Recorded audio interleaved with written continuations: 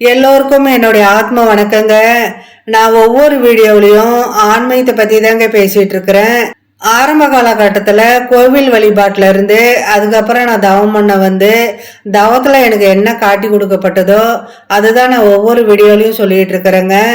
இந்த வீடியோவில் ஆஞ்சநேயர் தரிசனத்தை பற்றி நான் சொல்கிறேங்க. 10 வருஷத்துக்கு முன்னாடி எங்கள் வீட்டுக்கு பக்கத்தில் இளைய ராமர் கோவில் இருந்ததுங்க. அனுதினமும் அந்த ராமரை வழிபடுறதுக்காக ராமர் கோவிலுக்குள்ளே நான் போவேன். ராமரை வணங்க போனேன்னா அங்கே ஆஞ்சநேயர் சிலை இருக்குதுங்க. அந்த ஆஞ்சநேயர் மேலே ஈர்ப்பு ஏற்பட்டு அனுதினமும் ஆஞ்சநேயரை நான் வணங்க ஆரம்பித்தேன்.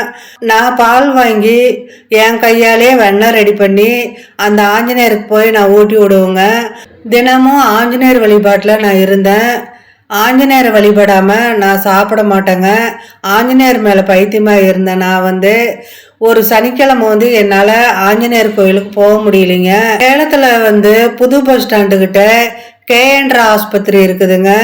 அது பாலி கிளினிக்குன்னு சொல்லுவாங்க. நான் எங்கள் சொந்தக்கார பொண்ணுக்கு குழந்த பிறந்திருக்குது அப்படின்னு சொல்லிட்டு ஒரு வெள்ளிக்கிழமை நான் கேஎன்ற ஆஸ்பத்திரிக்கு போயிட்டேங்க. அந்த இரவு நான் அங்கேயே தங்க வேண்டிய சூழ்நிலை ஏற்பட்டுருச்சு. அந்த ஹாஸ்பிட்டலே நான் தங்கிக்கிட்டேன்.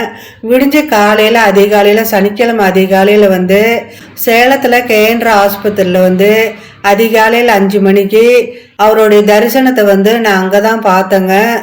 ஆஞ்சநேயருடைய தரிசனம் அந்த ஹாஸ்பிட்டலில் தான் நான் பார்த்தேன்.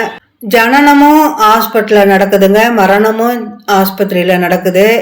ஜனனம் நடக்கிற இடத்துலையும் மரணம் நடக்கிற இடத்துலையும் சேலம் கேஎன்ற ஆஸ்பத்திரியில் அவருடைய சுயரூபத்தை எனக்கு காட்டினாருங்க. அவருடைய தரிசனத்தை நான் பார்த்தேன். இப்படி கோவில் வழிபாட்டில் இருந்து தவம் பண்ண ஆரம்பித்து கோவில் வழிபாட்டிலே எனக்கு நிறைய விஷயங்கள் சித்தியாச்சு. கோவில் வழிபாட்டிலே நான் ஆஞ்சநேயர் தரிசனம் எனக்கு கிடைச்சதுங்க.